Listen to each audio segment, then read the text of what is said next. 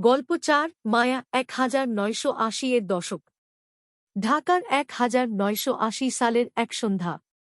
রাস্তায় পোস্টার টানছে নতুন রক ব্যান্ডের। ক্যাসেটের দোকানে বাজছে চেরট লালন।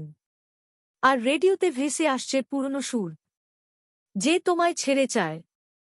এই সময়ের ভিড়ে মায়া হাঁটে অন্য ছন্দে। একটা পুরনো গ্যারেজে, যেখানে গিটার অ্যাম্পের গন্ধ মেশে ধুলোয়। সেখানে দাঁড়িয়ে হাতে ড্রামস্টিক ধরে সে তাকিয়ে থাকে। চোখে ভয় নেই, শুধু কৌতূহল। তোমরা ড্রামার খুঁজছ? ছেলেরা থমকে যায়। ৮০ দশকের বাংলাদেশে মেয়েরা ড্রাম বাজায়, এটা কেউ ভাবে না। কেউ মুচকি হাসে, কেউ চোখ নামায়। কিন্তু মায়া হাসে না, ভয়ও পায় না। শুধু বলে, আমি বাজাতে পারি। প্রথম দিনটা কঠিন ছিল।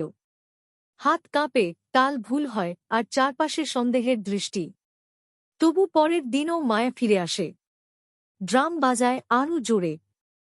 প্রতিটি আঘাতে তার শব্দ হয়ে ওঠে আত্মবিশ্বাসের ভাষা। রিহার্সালের ঘর ভরে যায় তালে তালে।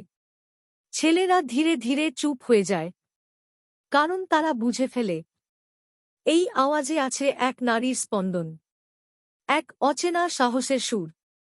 রাত জেগে ড্রাম বাজাতে বাজাতে মায়ের আঙুলে ফোসকা পড়ে। মা বলে, মেয়ে হয়ে এত আওয়াজ করিস না। কিন্তু তার ভেতরে আগুন আর সুর এক হয়ে যায়। সে জানে এই আওয়াজই তার মুক্তির পথ। একদিন ব্যান্ডের প্রথম স্টেজ শো। আলো নিভে যায়, দর্শকের গুঞ্জন থেমে আসে।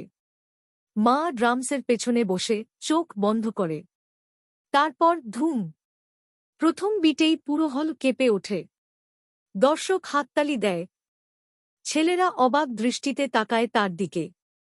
সেই মুহূর্তে মায়া বুঝে যায়, তার সুর কেবল গান নয়, এটা এক স্বাধীনতার শব্দ। শো শেষে একজন সাংবাদিক জিজ্ঞেস করে, মায়া, মেয়েরা ড্রাম বাজাতে পারে? মায়া শুধু হাসে। চোখে আলো, কণ্ঠে নীরব শক্তি। যে বাজাতে চায়, তার হাতে কোনো বাধা থাকে না। রাতের শেষে আয়নায় তাকিয়ে মায়া নিজেকে দেখে। চুল এলোমেলো, হাতে ঘাম, চোখে বিজয়ের জ্যোতি। আজ সে কেবল একটা ব্যান্ডের ড্রামার না, সে এক সময়ের প্রতীক। যে সময়ের মেয়ে সাহস করে বলেছিল, আমি পারি। থিম আত্মবিশ্বাস, সাহস, নারীর নিজস্ব তাল। মুড নিয়ন আলো, ক্যাসেট যুগের রোমাঞ্চ, সঙ্গীতের শক্তি।